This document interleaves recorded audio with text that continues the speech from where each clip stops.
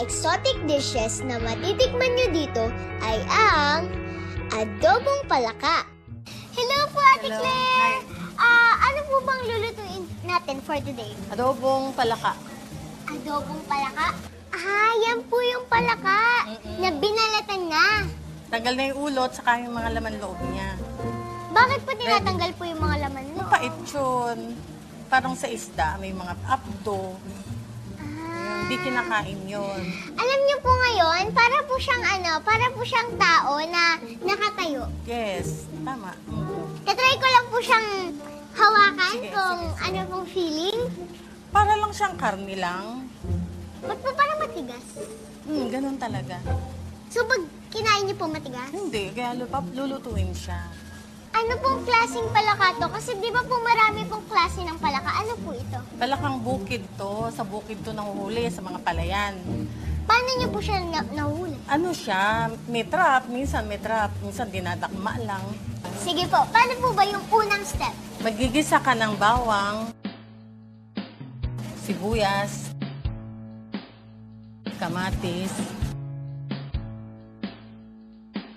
Ilalagay mo na siya.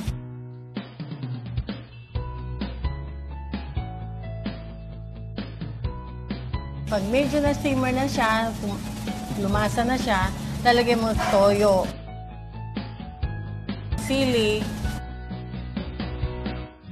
paminta,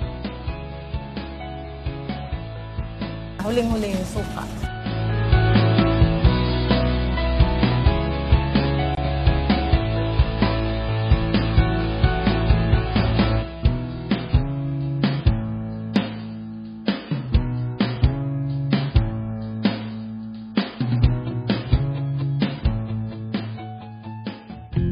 Sabi po kasi ng iba, yung mga palaka daw po, lasa po itong manok. Kapag po ba kumain ako ng manok, pwede ko pong sabihin na, ay wow! Lasang palaka yung manok na to. Pwede ko po ba yun sabihin? Kasi po, parehas naman po yung lasa. Pwede rin. Pwede. Paano niyo po makokonvince yung mga bata po na ayaw po kumain ng palaka? Kung ayaw na makatulad ng anak ko, hinahalo ko sa pansit. Tsaka sotanghon yung palaka. Binabaon niya sa school. Talaga po? Oo, ayan. Akala niya manok lang, so... So, kinakain niya? So, iniisip niya po, manok po. Oo. Kasi lasa din po, manok. Tapos nakahalo sa pansit, sotanghon.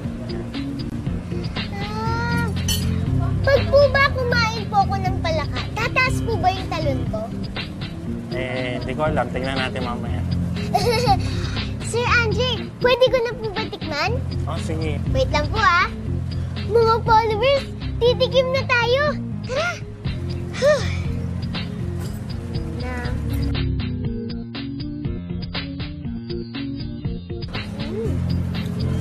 Ang sarap po pala nito.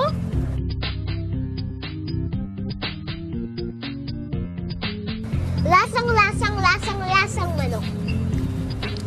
Wala po silang pinagkaiba. Yung pinagkaiba lang po nila yung shape tsaka yung laki. Ang galing! Magkalasa lang pala.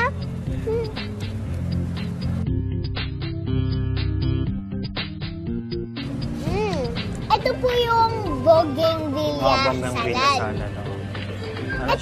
Ito po bang flower na to? Saan niyo po siya nakukuha? Meron kaming garden dito. May garden po kayo kung saan yung mga ganyan.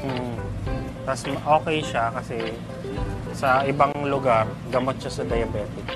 Talaga po? May mga herbal component siya. So yan, ginawang ensalada.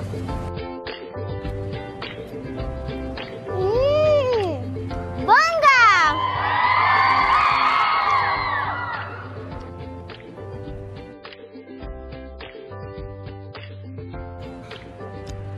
Nakakakiliti, tapos tinatry niya akong kagitin. Mga followers, abangan next week kung kakayanin kong kainin ang uok dito. Dito pa rin sa Balo Balo Restaurant!